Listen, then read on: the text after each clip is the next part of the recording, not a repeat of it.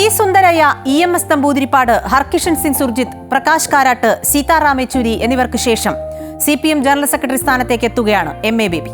EMSനും പ്രകാശ് കാരാട്ടിനും ശേഷം party general secretary പദവിയിലെത്തുന്ന മലയാളി. കേരള ഘടകത്തിൽ നിന്ന് EMSന് ശേഷം ജനറൽ സെക്രട്ടറിയാകുന്ന നേതാവ്.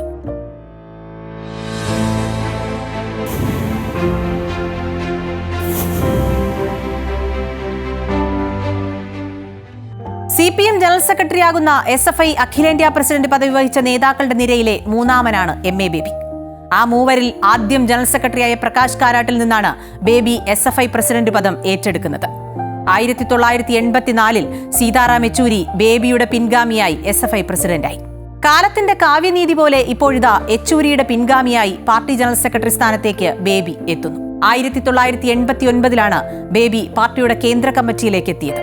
സാക്ഷാൽ പിണറായി വിജയൻ പോലും 10 വർഷങ്ങൾക്ക് ശേഷമാണ് കേന്ദ്ര കമ്മിറ്റിയുടെ ഭാഗമായത്. പക്ഷേ കേന്ദ്ര കമ്മിറ്റിയിൽ നിന്ന് പൊളിറ്റ് ബ്യൂറോയിലേക്കുള്ള ബേബിയുടെ ദൂരം 23 വർഷക്കാലമായിരുന്നു. പാർട്ടിക്കുള്ളിലെ വിഭാഗീയത അടക്കം ബേബിക്ക് തിരിച്ചടിയായി. അതിൽ പ്രധാനം VSും പിണറായിയും പാർട്ടിയിൽ 2 പക്ഷത്തായപ്പോൾ രണ്ടിലും പെടാതെ ബേബി നിന്നു എന്നതാണ്. പാർലമെന്ററി പ്രവർത്തനത്തിനപ്പുറം സംഘടനാ പ്രവർത്തനത്തിലാണ് ബേബി ശ്രദ്ധ കേന്ദ്രീകരിച്ചത്. എന്നാലും രാജ്യസഭയിലേക്കും സംസ്ഥാന മന്ത്രിസഭയിലേക്കുമൊക്കെ ബേബി എത്തി. തന്റെ ആദർശങ്ങൾ ജീവിതത്തിലുടനീളം കാത്തു സൂക്ഷിച്ച അദ്ദേഹം അന്ധവിശ്വാസത്തിന്റെ പേരിൽ മന്ത്രിമാർ സ്വീകരിക്കാതിരുന്ന 13-ാം നമ്പർ വാഹനം സ്വന്തമായി എടുത്തു. ലോക്സഭയിലേക്ക് മത്സരിച്ച് പ്രേമചന്ദ്രനോട് പരാജയപ്പെട്ടപ്പോൾ തന്റെ MLA സ്ഥാനം ഒഴിയാൻ തീരുമാനിച്ചു. പക്ഷേ പാർട്ടിയുടെ ഇടപെടൽ തീരുമാനത്തിൽ നിന്നും പിന്തിരിപ്പിച്ചു.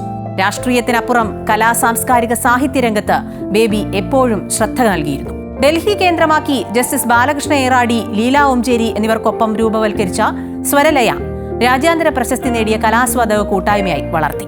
പാർട്ടി ജനറൽ സെക്രട്ടറി പദവിയിലേക്ക് എത്തിയതോടെ ബേബിക്ക് മുന്നിലുള്ളത് കടുത്ത വെല്ലുവിളികളാണ്. എങ്ങനെ അതിനെ ബേബി അതിജീവിക്കും എന്നതാണ് പ്രധാനം. സംഘടനാപരമായി പുനഃശാക്തീകരണത്തിലേക്ക് പോകേണ്ട ഘട്ടം കൂടിയാണിത്. ജനറൽ സെക്രട്ടറി ആകാൻ കിട്ടിയ പിന്തുണ ബേബിക്ക് പാർട്ടിയുടെ നയരൂപീകരണ ഘട്ടങ്ങളിലൊക്കെ കിട്ടുമോ എന്നതാണ് കണ്ടറിയേണ്ടത്. പ്രത്യേകിച്ച് കേരള ഘടകത്തിൻ്റെതടക്കം. നോക്കാം എന്ത് സംഭവിക്കുമെന്ന്.